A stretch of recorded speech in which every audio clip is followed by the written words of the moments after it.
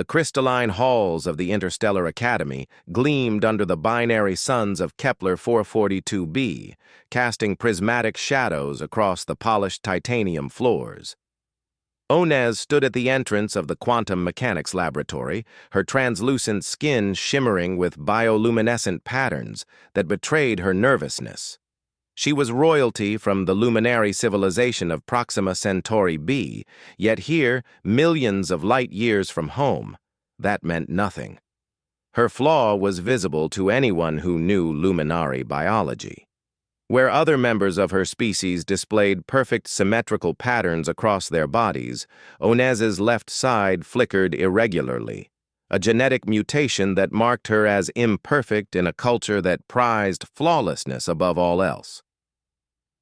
The neural implant behind her ear, standard issue for all Academy students, translated the whispers around her into cold, clinical data. "Defective princess," someone muttered. "Can't even control her own bioluminescence," another added. Onez had heard worse.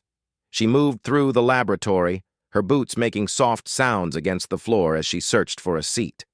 The experimental fusion reactor hummed in the center of the room, contained within a magnetic field so powerful it could tear apart molecular bonds. Today's lesson would focus on manipulating exotic matter for faster-than-light travel, a subject Onez excelled at, despite what others thought of her.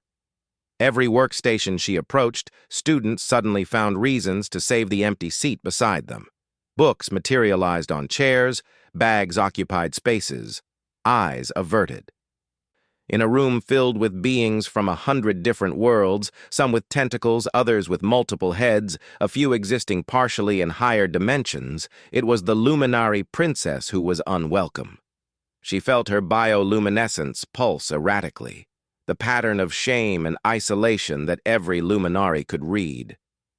Onez fought to control it, to force her body into submission, but the mutation made control impossible.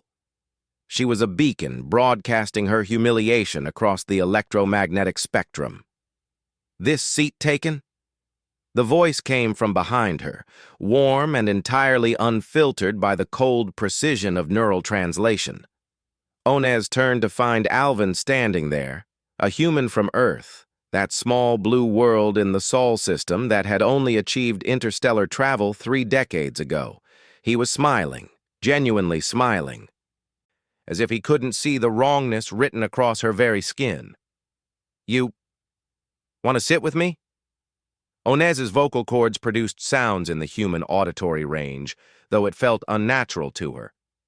"Unless you're saving it for someone else?" Alvin gestured to the empty chair beside the workstation in the corner. It was the least desirable spot in the laboratory, farthest from the reactor, where the observation angles were poor. Onez's patterns flickered with confusion. "You don't know who I am?" "Sure I do. You're Onez. You aced the dark matter manipulation exam last week.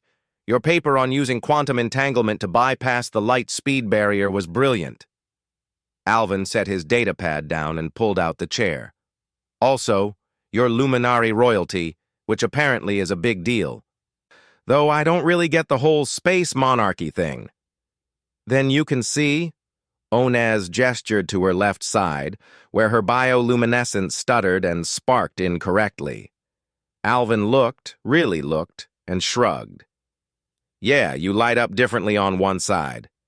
Humans have asymmetries, too. My left eye is slightly smaller than my right. See?" He leaned in, pointing to his face. Onez stared at him. In luminary culture, such a confession would be devastating.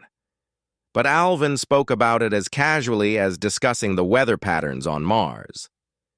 "It doesn't bother you? Why would it? Does it affect your ability to think, to solve problems, to exist?" Alvin powered up the workstation's holographic interface.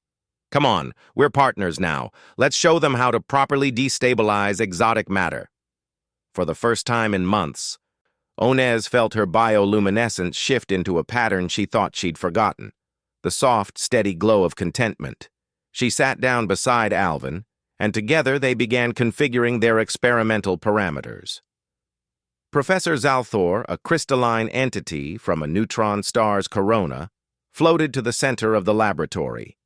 Today, you will attempt to create a stable pocket of negative energy density. This is the theoretical foundation for the Alcubierre drive. Most of you will fail. Some of you may create localized spatial distortions that could collapse into micro-black holes. Do try to avoid that. Around them, teams activated their equipment. Magnetic fields hummed. Particle accelerators spun up to relativistic speeds. The air itself seemed to vibrate with barely contained energy. Alvin looked at their assigned parameters. This is impossible. The energy requirements alone would drain a small star. Not impossible, Onez said, her fingers dancing across the holographic controls. Her irregular bioluminescence actually helped her see patterns in the data that others might miss. The asymmetry in her vision allowed her to perceive dimensional warping effects more clearly. We need to think non-linearly. Everyone's approaching this as a brute force problem. But what if we use quantum tunneling to borrow energy from future states? Alvin's eyes widened.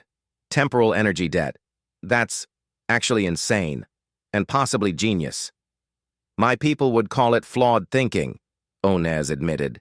We prize direct, perfect solutions. But my mutation has taught me that sometimes the irregular path is the only path. They worked in synchronization. Alvin's intuitive understanding of human engineering combining with Onez's theoretical brilliance. Around them, other teams struggled.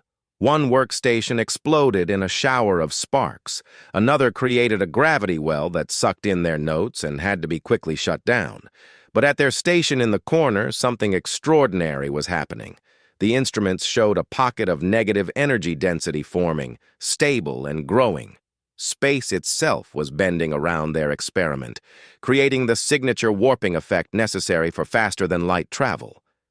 Professor Zalthor floated over, their crystalline form refracting light in patterns of surprise. Impossible! You've actually succeeded! How? Unconventional thinking, Alvin said, grinning at Onez.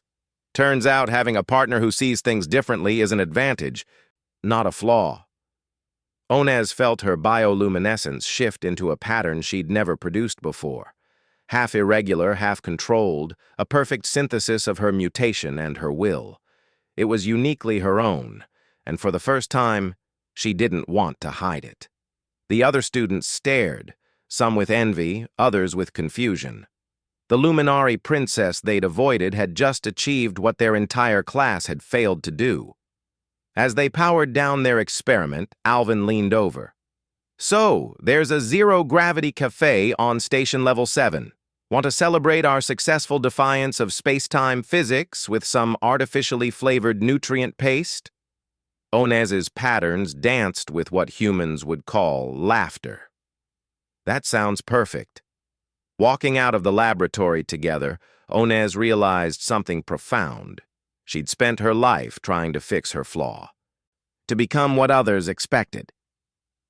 But Alvin had shown her a different possibility, that being flawed wasn't something to overcome, but something that made her uniquely capable of seeing solutions others couldn't imagine.